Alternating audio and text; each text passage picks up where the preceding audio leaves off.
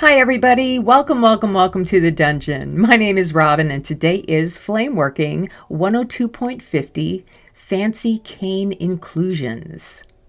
An inclusion is when you add another piece of glass to what you're working on and you want to maintain its three-dimensional form.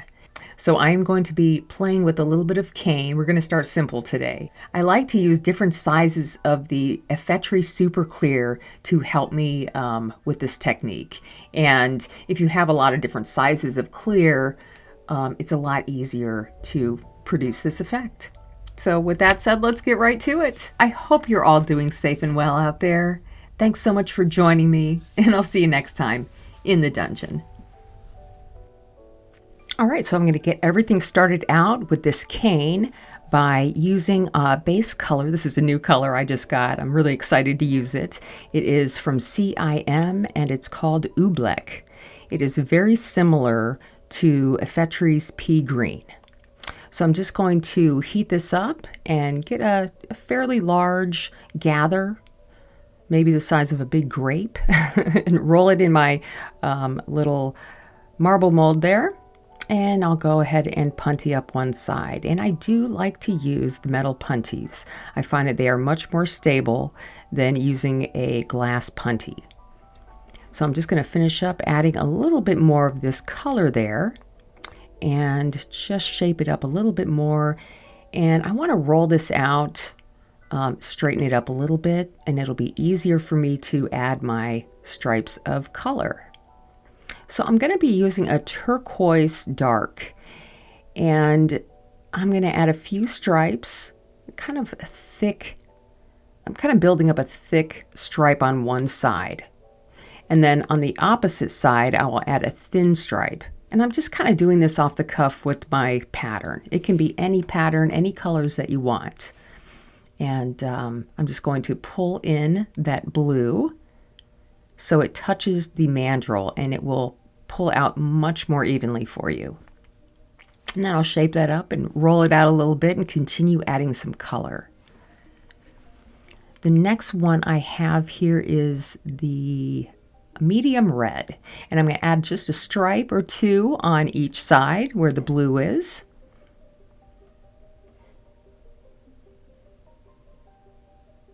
And then if I need to, I'll just shape it up with my tweezers and flatten it down a little bit.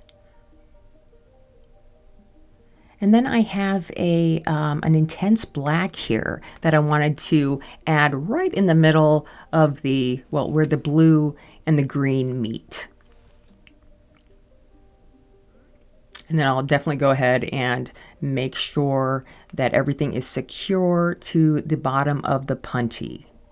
That's really important because when you go to pull it out, you want to make sure that the color is secure on both ends of that punty. All right, cool. Now time to heat this up a little bit. I'll just shape the bottom up and make it a little nicer before I add my punty. And it's not perfect at the top, so I kind of move my punty around a little bit so I can catch each one of those colors and make sure they are all touching that punty before I pull it out.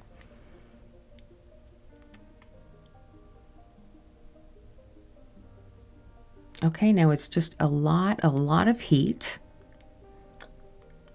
and just waiting for the glass to start getting super soft so I can go ahead and pull this out. And I'm looking for a rather thick cane. The thicker, the better. And I do not anneal my cane.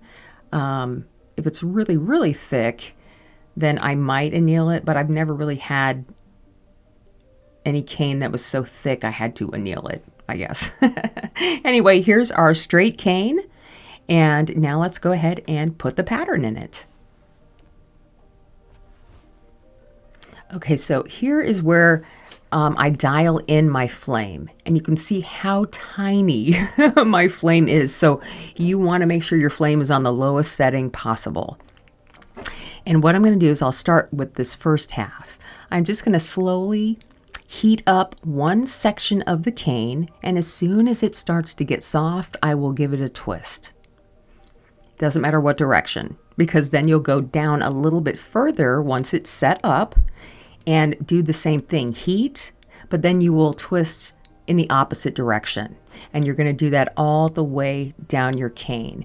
A full cane takes about, well, it depends on how long your cane is. My cane is about 1.5 feet, and it took me, let's say 15 to 20 minutes to put the pattern all the way into the cane. Now here's the rest of it, the bottom, the end.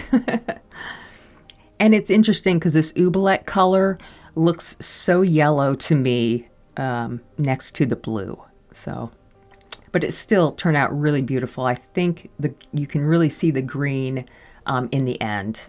Anyway, let's go ahead and make a bead out of this. All right, I'm going to start everything out with a color I have here. It's called Coral Peach Persimmon, and it's a really nice coral color. I think Effetre has about 3 or 4 different corals. Any one, they look very similar, but I noticed that this Coral Peach Persimmon has some kind of veiny effects inside of it, so I thought that would be a really nice for a background. And I'm just going to work it all the way up my mandrel as long as I need to go, making sure that the mandrel is nice and hot where the glass is touching it. Okay, and then once I have my basic, footprint bead here, I will roll everything out and make sure the edges look nice before I continue.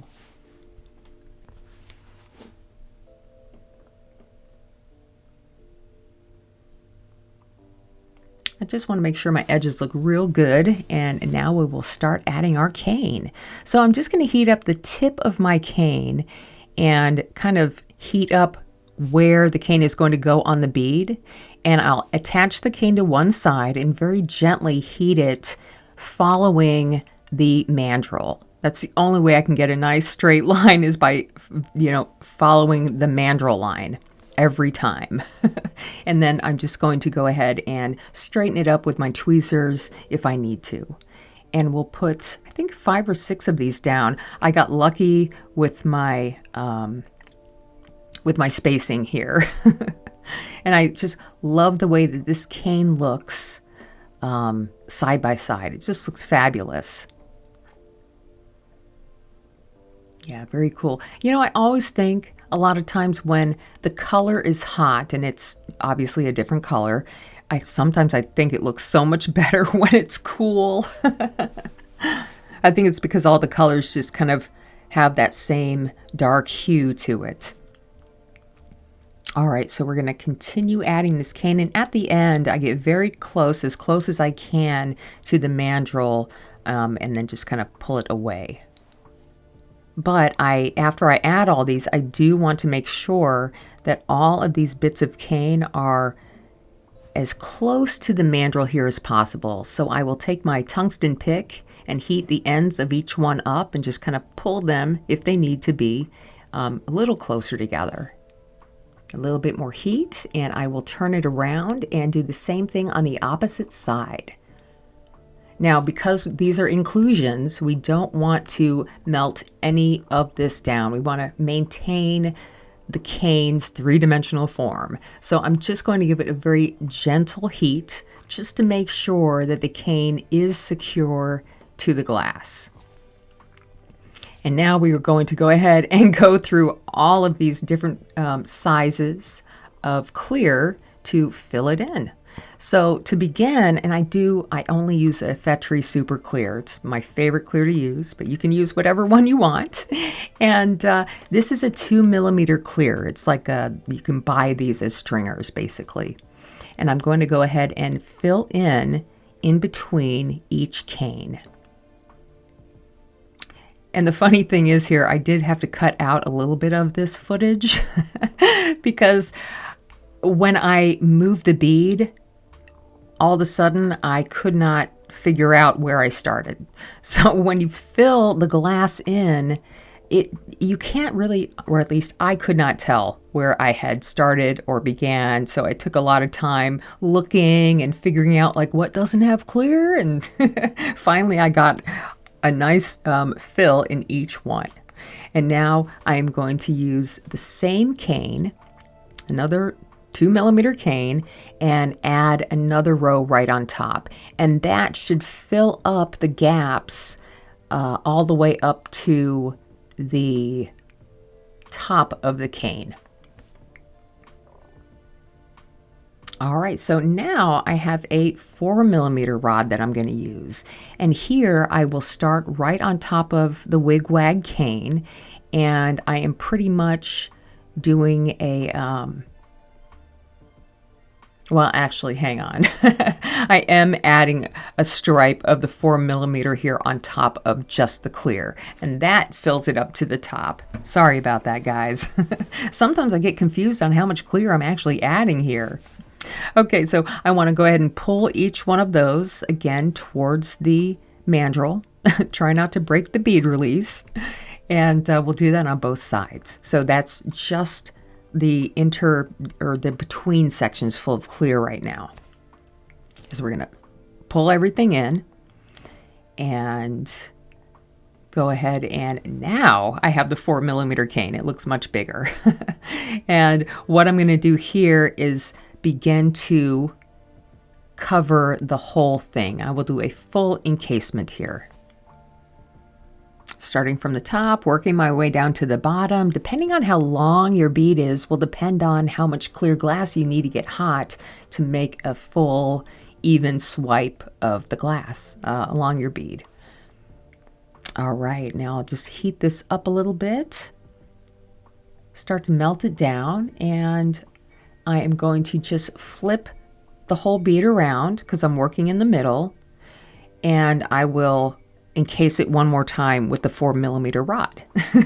And the reason why I do the whole flip around is because when I'm adding like this, I always tend to add more at the beginning than at the end. So I will flip the bead around and do the same encasement just to make a completely even layer of clear on top. I hope that makes sense. All right, so now I'm going to start just heating and rolling it out. All right, and I am going to do one more. I do so many of these layers. Another encasement here. And this is just going the same thing. This is like the third encasement. And very quickly just filling it in. That is, again, I think I am using a 6mm rod now. The thicker your rod, the less swipes you have to make around the bead. All right, so now I'm going to start to shape it up, I promise. Okay, and I did, as we're, shaping and, rolling this out, getting a nice shape, I did want to mention that the wigwag cane is not completely straight because it's kind of bumpy.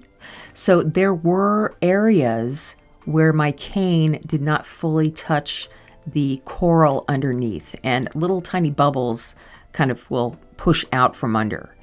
And I just wanted you to know, yes, there's bubbles in here, but sometimes it doesn't matter. Sometimes I really enjoy to see these bubbles floating around in the glass. All right, so there it is, almost fully encased. I'm going to add maybe one or two more. I can't remember, but I think this might be the end for real. The more clear you add, the more your inclusions will be magnified as the bead turns around. So I'm looking for that magnification. And that's why I'm putting so many layers of clear on here. Of course, you can stop whenever you want to. Okay, and here at the end, all I need to do is heat everything up and make sure my edges look real nice. Use my butter knife to kind of shape them up.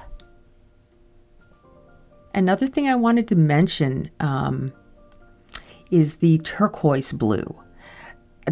The turquoise, depending on your flame, can it can not really burn out, but it can reduce. And the metals in the turquoise are real dark, so be careful. It has a kind of a spark to it. depending on your flame setting. So be careful with the turquoise. Anyway, we're all done here. Let me know what you think. I hope you all enjoy these inclusions as much as I do. Thanks again, and I will see you all next time.